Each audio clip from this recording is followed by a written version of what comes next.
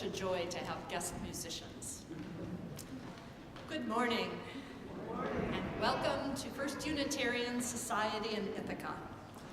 My name is Magdalene Lindeberg, and I am your celebration associate today. May we gather today to nurture our connections, seek inspiration, and find the strength and courage to undertake repair of this earth and its inhabitants, a need which has become so especially apparent this week. Heritage is our theme for October. This theme is reflected in the quilt behind me, which was constructed several years ago from items donated by members of the congregation, some of whom are no longer with us. May we honor the strong foundation and rich legacy of our forebears as we are called to meet the needs of this world. Please read your announcements in the order of service. I'll bring to your attention one in particular, that is that adult religious education will be meeting in the annex today at 12 o'clock to hear Reggie Teasley talk about flood preparation in Tompkins County. If you are new or visiting for the first time, I invite you to fill out a yellow pew card. It's in a little pocket in the pew in front of you, and place that in the offertory plate. You can also drop that off at the welcome table in the parlor after service right through these doors. And this is where we also have coffee, snacks, and conversation after the service. Before we light our chalice, let's take a moment to greet those around us.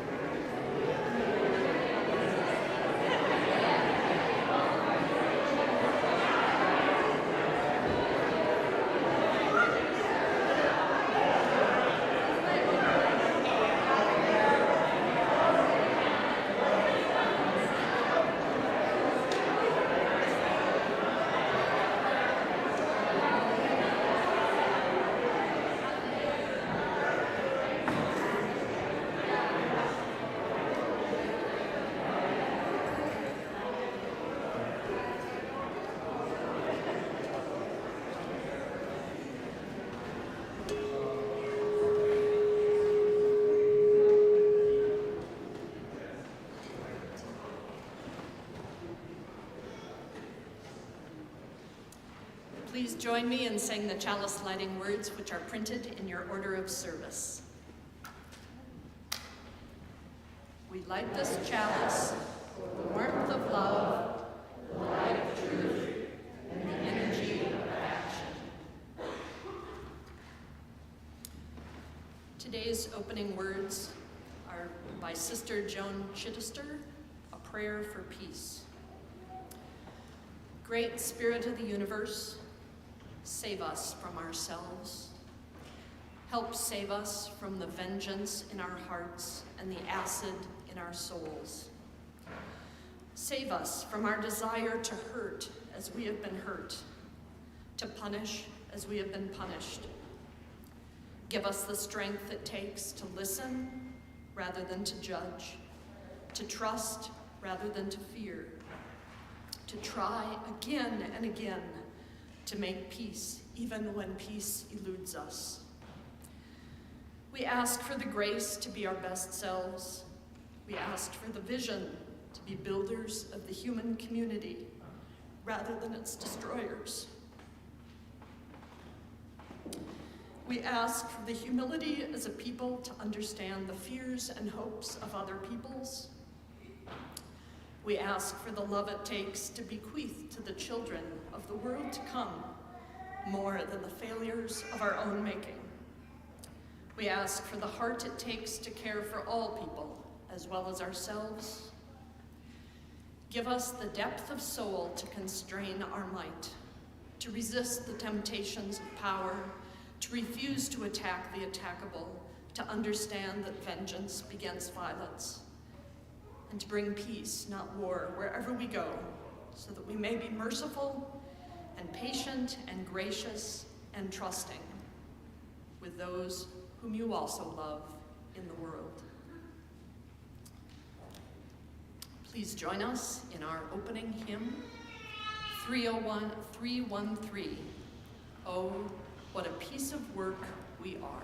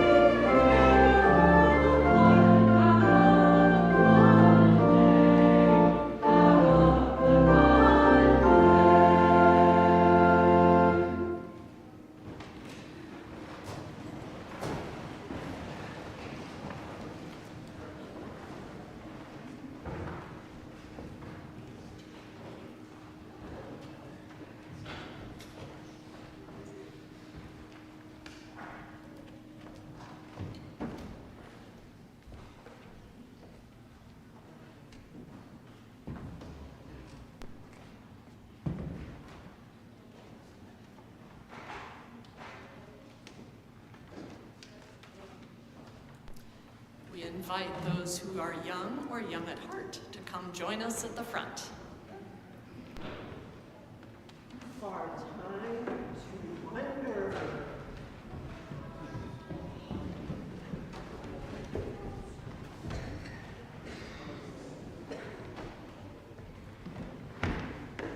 Wonder what this bird is doing up here. It is pretty.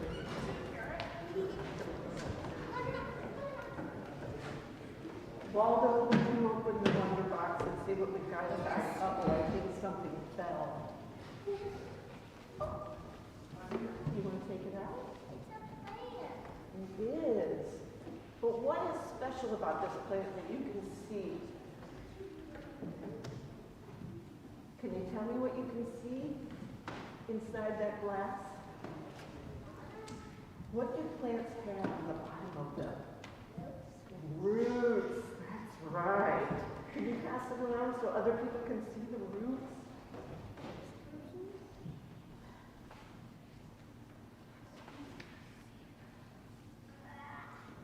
This month, the Unitarians, we the Unitarians, are celebrating the gift of heritage, or the gift of our roots. What do you think I mean when I say our roots, when I'm talking about heritage? Your community, that's right. Anybody else got some ideas about what roots are? Yeah, Gunther? Your family who are behind you, like your ancestors? Yeah. Ancestors? Yeah. Anybody else got any ideas about roots and heritage? Okay, this last Monday we celebrated something. Some of you, were you off school? Did you have a day off of school? Did you, Monday? Last Monday? What was the reason we had a day off of school? Go ahead. Holiday. It was a holiday. What holiday was it? Yeah, some people. It has historically been Columbus Day, but we're rethinking that. And it is now also called Indigenous Peoples Day. So, let's think about heritage and Indigenous Peoples Day. When we learn about our heritage and our roots, like stories from our grandparents parents and what they had to go through just to get through life, and then how that has brought us here, doesn't that make us feel more connected? Like when we know about our stories of our family's history? Anybody agree with that? Do you feel more connected to your family when you know about your past? A little bit? I think most of us do. But, so when we learn about heritage and our roots, and we feel more connected, and we feel more connected, what do you think happens when we're looking, as a community, we're all looking at our roots, but then some people's roots have been cut off. They're not there anymore. How do you think those people feel? If we feel connected when we know about our history and our past, how do you think people feel when they have had their history erased? Becky?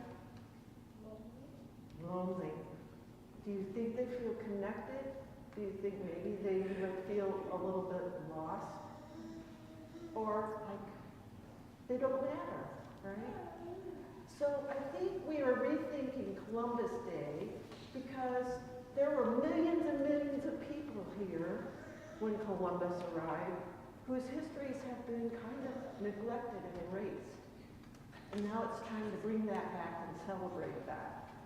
So today I'm going to share a story with you about a child who has indigenous heritage, and the name of the book is Powwow Day. It's by Tracy Sorwell. In the story, you'll learn about a little girl who's having some problems with her health, and because of a day with her community, she starts to feel better, and she starts to feel healing.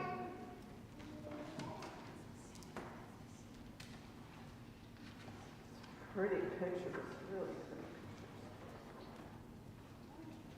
River, wake up, Amber whispers. My eyes open. Today is Powwow Day. Then I remember, no dancing, no jingle dress competition for me. Not at this tribal powwow. I wish my hair, oops, I think my microphone went off. Am I connected? Sorry. Okay, I'm just going to say it really loud.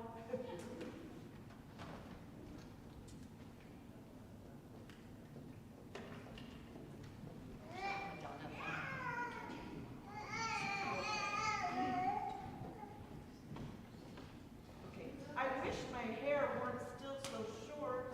I sigh. This is working.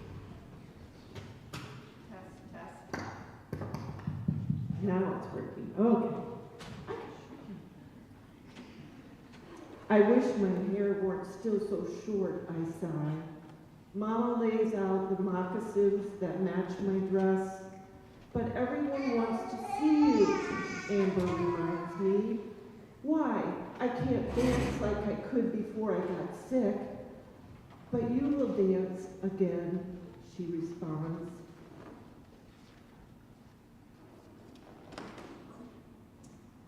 I stay silent as Daddy drives us to the powwow grounds. I usually savor the scents of sage and sweetgrass, but not today. The breeze prickles my skin. I'm tired already. Daddy arranges our chairs near the family drum. Mama squeezes me close. Doing okay? I nod, but I'm not. I watch my friend Dawn get ready to dance. No, I'm not okay.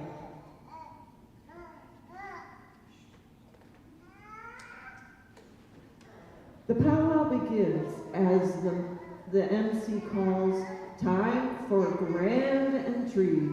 Stand up. Gentlemen, remove your hats.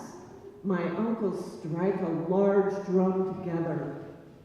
They sing, ay-ya, ay-ya, way-ya, ya-ya, ay-ya, ay-ya, way-ya.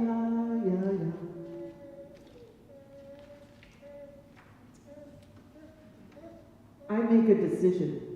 At least I can dance grand entry. You sure? Amber asked. Yup. Grandpa leads with the eagle staff. Other warriors carry flags into the arena.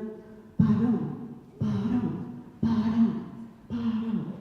Elders head up to the long line, oldest to youngest, traditional, fancy, grass, and jingle dress.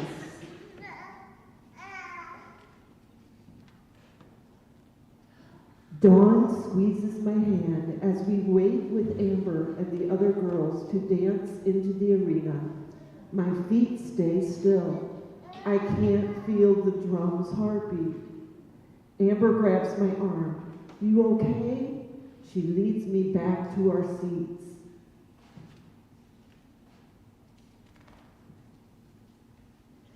Everyone dances and moves around the circle. All connect to the drum. Mother Earth and one another, everyone. Amber, Dawn, our cousins, our friends, everyone but me. I watch through wet eyes. Do you think she was maybe feeling like crying?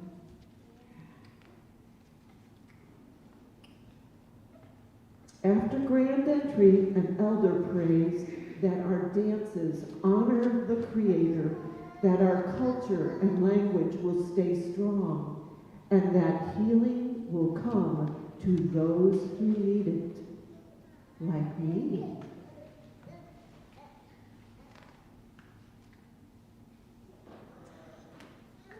I rise to join the intertribal dance, but I can't focus. Mama's steady hand guides me into my seat. The drum's heartbeat surrounds me. Bam, bam, bam, bam.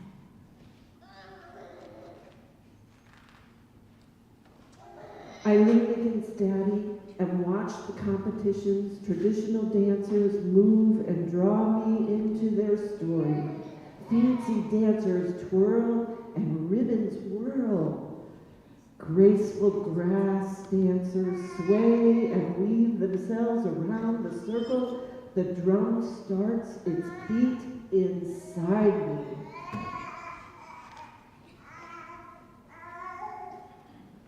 Then the MC calls, girls jingle dance. Head to the arena for a second. My heart leaps. But I can't do the healing dance today, even though I need it. Dawn said she'll dance for me.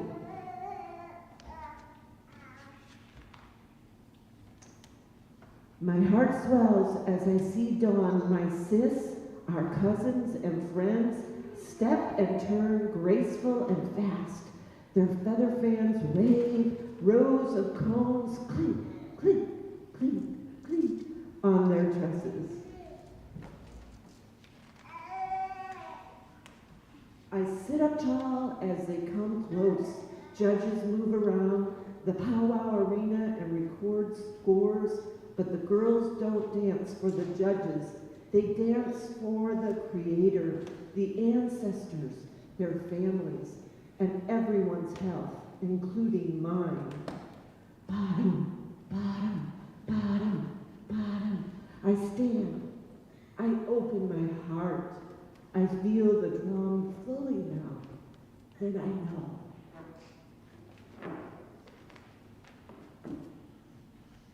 Then I know I will join them at the next powwow. I will dance again.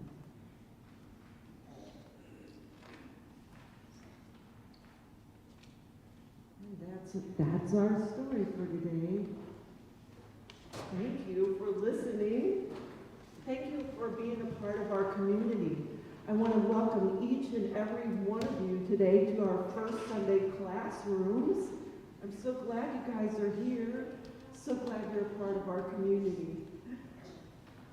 Okay, you can meet Madeline out in the parlor for your classrooms and meet your teachers. Thank you all for being here. And we will look in the back of your grade window for the song that we will sing the children out to. Where you go, I will go. Today we're going to change the word beloved to the word ancestors.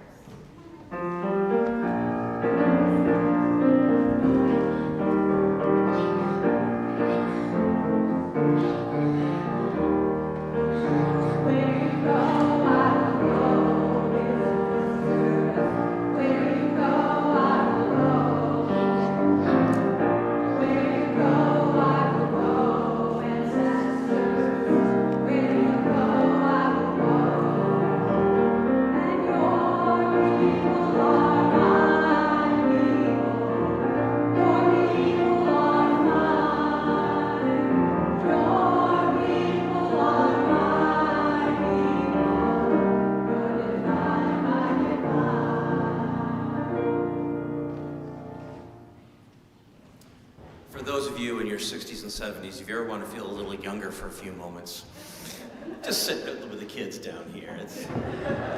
It also reminds me why us with some gray in our hair don't often have children.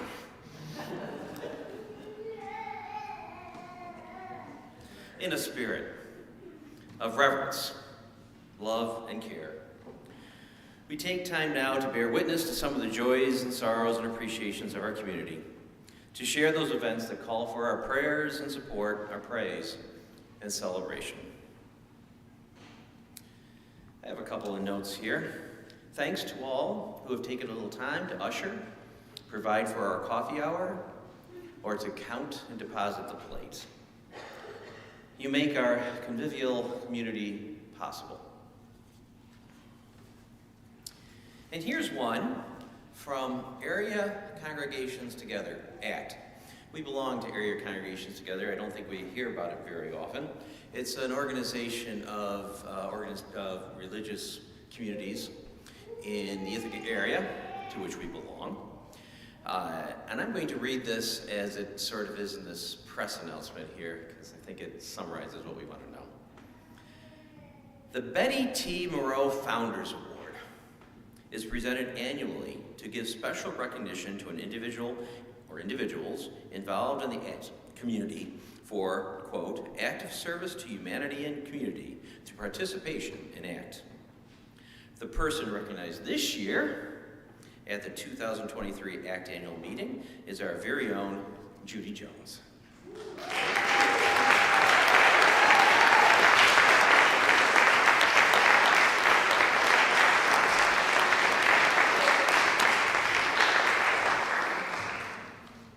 Thank you, Judy, for all you do. For those we are holding in our thoughts, in our hearts, and perhaps in our prayers, let us call out these names out loud into this community, into this space of healing and hope right now.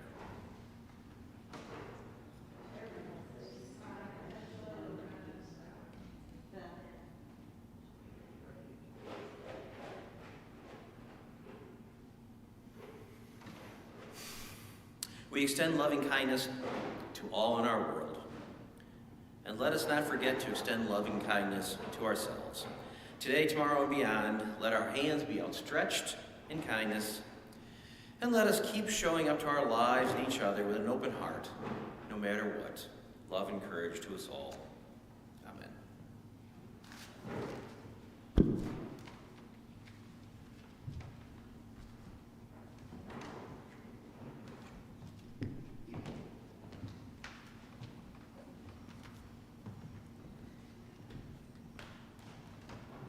I've been asked to lead the meditative reading this morning, and I ask that you pause as I pause through the reading and take a thoughtful breath with one long breath at the end in contemplation. All beings tremble before violence. All fear death.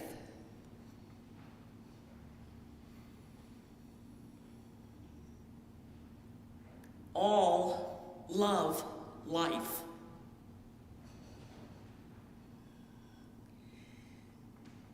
See yourself in others. Then whom can you hurt?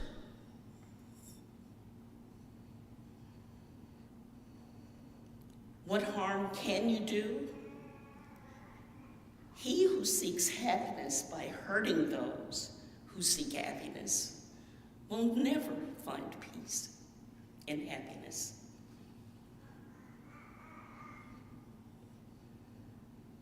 For your brother and sister are like you. They want to be happy. Never harm them.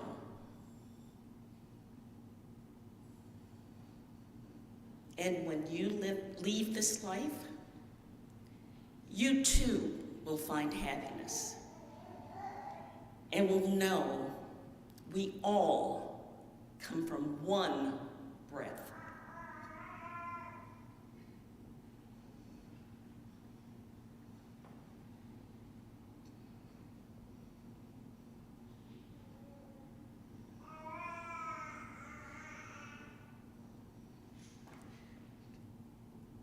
This is a reading from Buddha, the Buddha. Please think of those in the Middle East.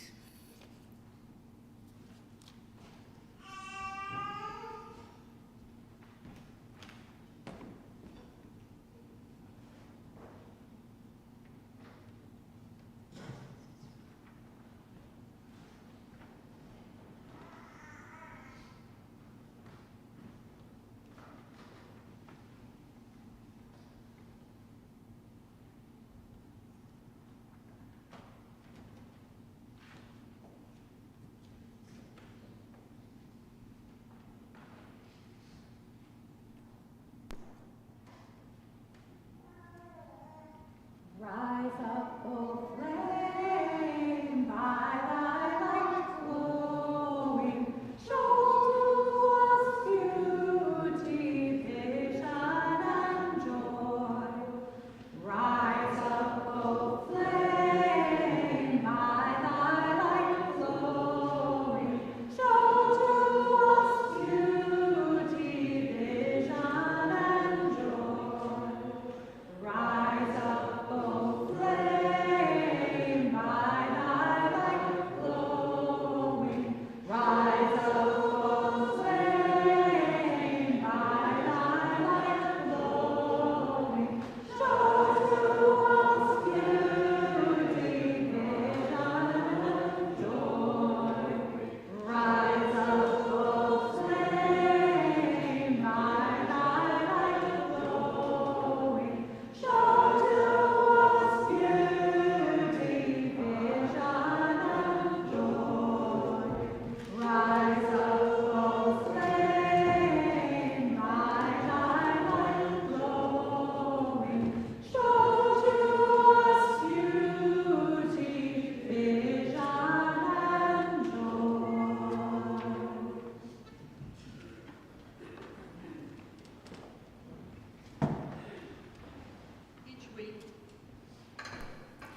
Each week, we take an offering to sustain the important ministries and programs of this congregation and its presence in Ithaca. Giving to the plate is important. It's a symbol of our gratitude for this service and our ongoing commitment to support the work of this church. For those watching remotely, instructions for giving using your phone or computer will appear on the screen during the offertory music and in the information below the live stream. For those attending in person, our ushers will now pass the plate.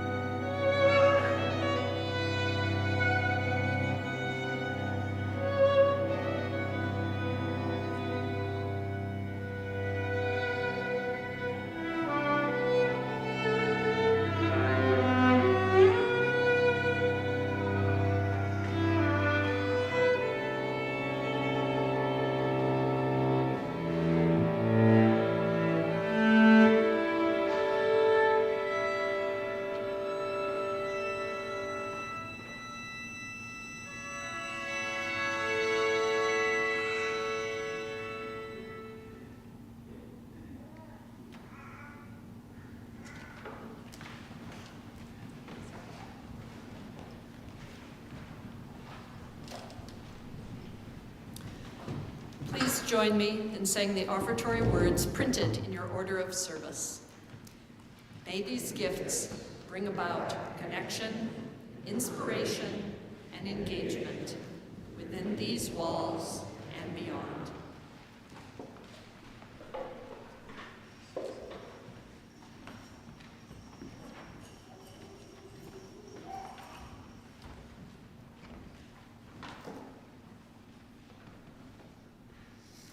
Good morning, everyone. It's good to be here. I feel like I haven't seen you in a long time, even though it's only been last week. But it makes me happy. I want to start with a reading. It was part of an article in Scientific America about oneness. A group of researchers got together and made a 6-item scale in the belief in oneness. Beyond surface appearance, everything is fundamentally one. Although many seemingly separate things exist, they are part of the same whole. At the most basic level of reality, everything is one. The separation of among individuals is an illusion. In reality, everything is the same. Everything is composed of the same basic substance, whether one thinks of it as spirit, consciousness, quantum processes, or whatever. The same basic essence permeates everything that exists.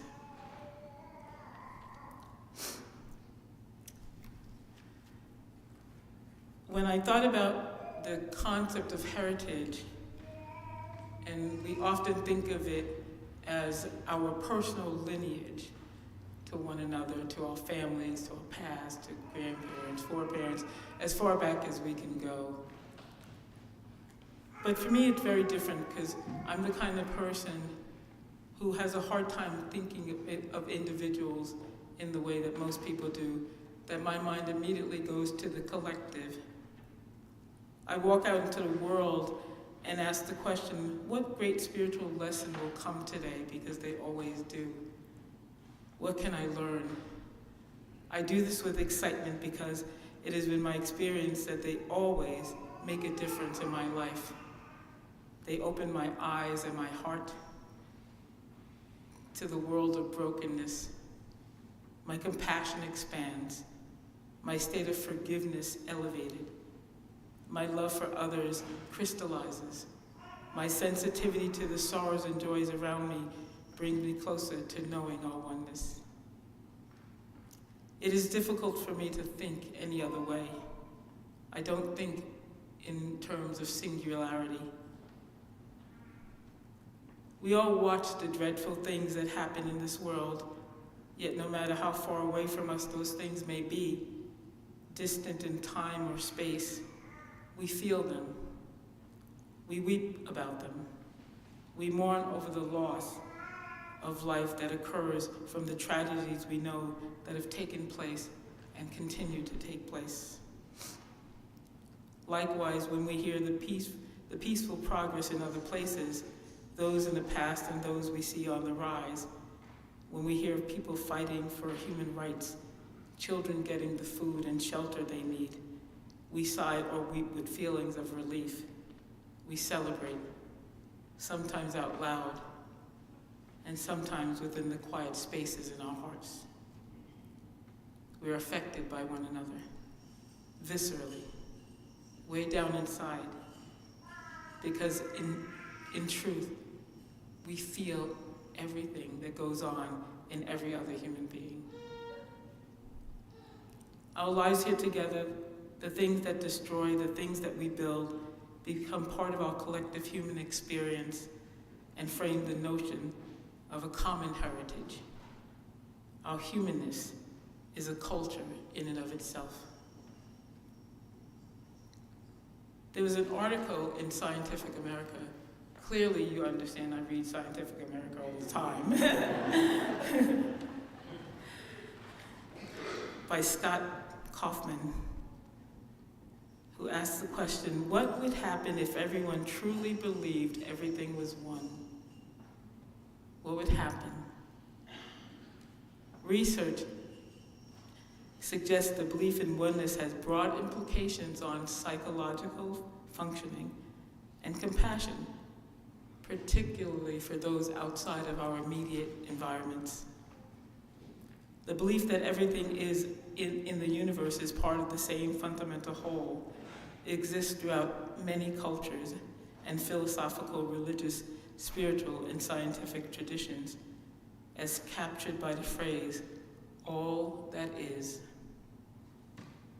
The Nobel winner Erwin Schrödinger once observed that quantum physics is compatible with the notion that there is indeed a basic oneness of the universe.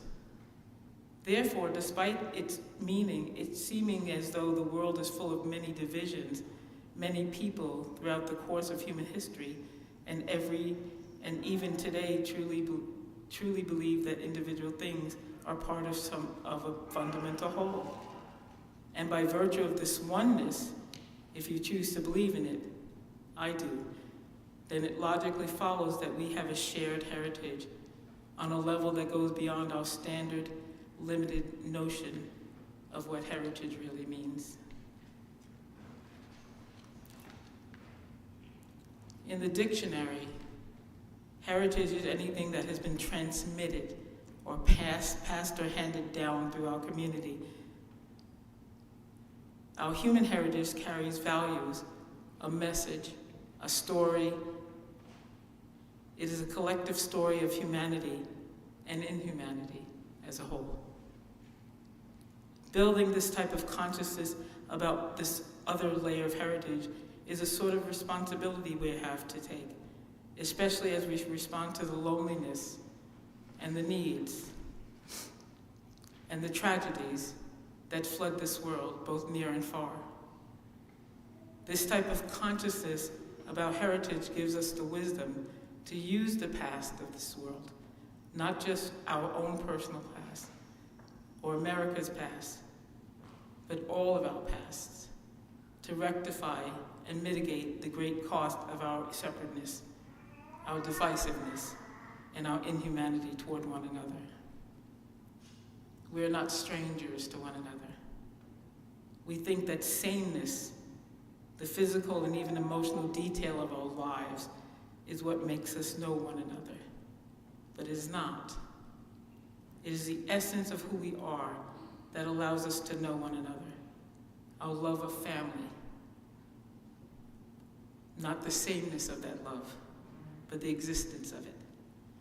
Our determination to live well. Not the sameness of that determination. Our desire to protect ourselves from harm, not the sameness of that. And if we meet within the essence of who we each are and have deep conversations about who we are and what we need and what we want in order to make our world a vibrant and perhaps peaceful place, we might accomplish something. A friend of mine, Tommy Beers, and I put together a book that spotlighted 4 farms. We're interested in the fact that small farms are disappearing, and the hard work and the dedication of those farmers and their families go unnoticed, are not remarked about. The food that comes from those places are not really remarked about. We use that food and we buy that food, but nobody, again, thinks about where that food actually is coming from unless we happen to know those people. There are farmers out there who are struggling and still working hard because of what they believe in about feeding their communities. I met one of the farmers I met, Jim, owns a tremendous farm, and he's had it for many, I think at least 5 generations. And he has sons who he was hoping to pass the farm down to, but they're not interested, which is not unusual. It's not easy to go into an occupation where you know that you're going to be working working from sun up to sundown. And everything that you do, everything that you grow depends on that. But my point is that when I went to his house, and I didn't know him, we were just kind of picking people. My first thought was like, there are two things that I've always heard about rural areas. One is about the racism, and one is about the difference in how we exist. I'm a city girl. That's the bottom line. And so I wondered what would come out of this. How would he react to me? How would he respond to me? What am I going to run into here? But like I said, I love a spiritual challenge. And so I went. And what I found is just another human being, working hard and toiling, worried about his family and his grandchildren, worried about the life that he lives, worried about dying himself because he's getting older and leaving his wife alone with this huge, huge farm. A person who identifies with everything that I would identify with very easily and very clearly. We were not different people. We were not a rural person and a city person. We were not a white person and a black person. We were simply human beings having human experiences. And the essence of those experiences is what made us one. And we actually loved one another. And I go visit him even after the book was made. When I was sitting on a panel at the opening of the Dalai Lama Library, and I often, as you may know, reflect back to my mother, who was the foundation of what I saw, not what she taught me, what I saw in the way she lived as deeply spiritual. When I finished speaking and I was leaving, I came across this woman in a wheelchair, and I apologized for being in her way, and she told me that she was actually coming to see me. So I sat down with her, and she was lovely, and she told me she was 93 years old, that she had lost family in the concentration camps, that she grew up in Austria. Her mother had escaped right before the war, but her other family did not. And I listen to these things, and on the surface, I go, oh, we have lives that are so different, so far apart from one another. She's white, she's Jewish, she's 93 years old. She didn't even grow up in this country. That's the way I would think if I looked at us as being separate. But what I saw actually was our absolute sameness, her heartache over losing family, her wonderful relationship with her mother that she remembered because of the way I was speaking. Her desire at 93 years old to live in peace. That's what I saw. And that was our oneness. It didn't matter what was on the surface. It's the essence of our humanity, the essence of what we believe in, the essence of where we want to go in this world. We're tired of war. We're tired of hate. We're tired of all of that. And we want something better for ourselves and for our children and grandchildren and for everyone to come. That's our oneness. By the way, I visit her every week.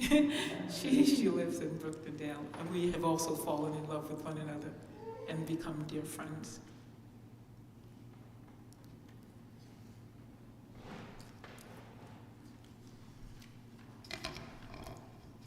When we think of heritage, we think of physical things, traditions, belief systems, rituals, but there is a category of heritage that is called intangible heritage, which is more of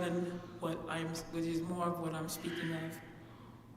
We reach into one another's lives in ways that we have few words to describe. We fall in love with them, even though on the surface they seem so different from who we are.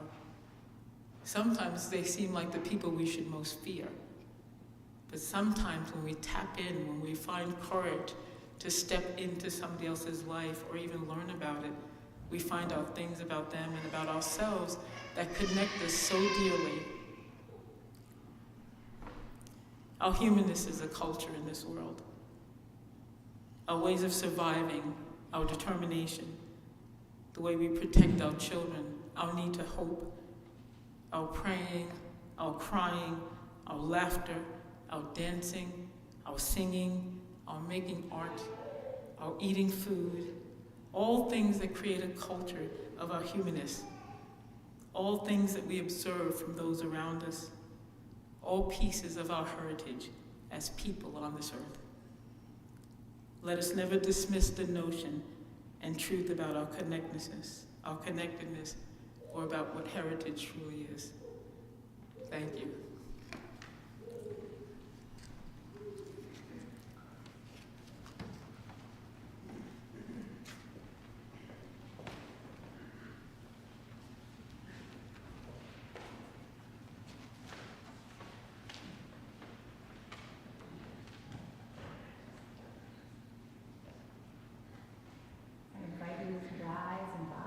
Spirit to join our closing hymn and the teal hymnal number 1008, and our heart is in a holy place.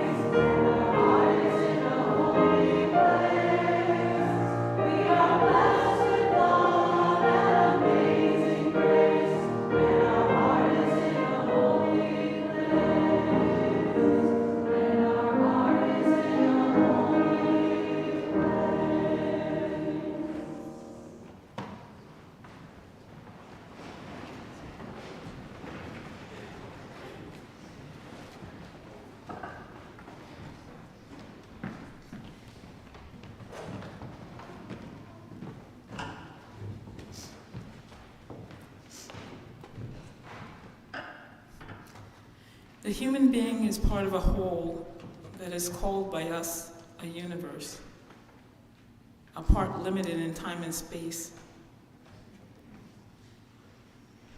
We experience these thoughts and feelings as being separate, but that's a kind of optical illusion of consciousness. This delusion is a kind of prison for us, restricting us to our personal desires. Our task must be to free ourselves from this prison by widening our circle of compassion and embrace all living creatures and the whole of nature in its beauty. We are human heritage. Albert Einstein. Thank you.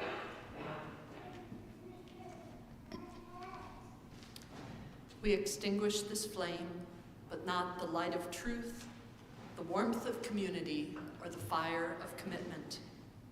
These we carry in our hearts until we are together again. Our service has ended. Let our true service now begin.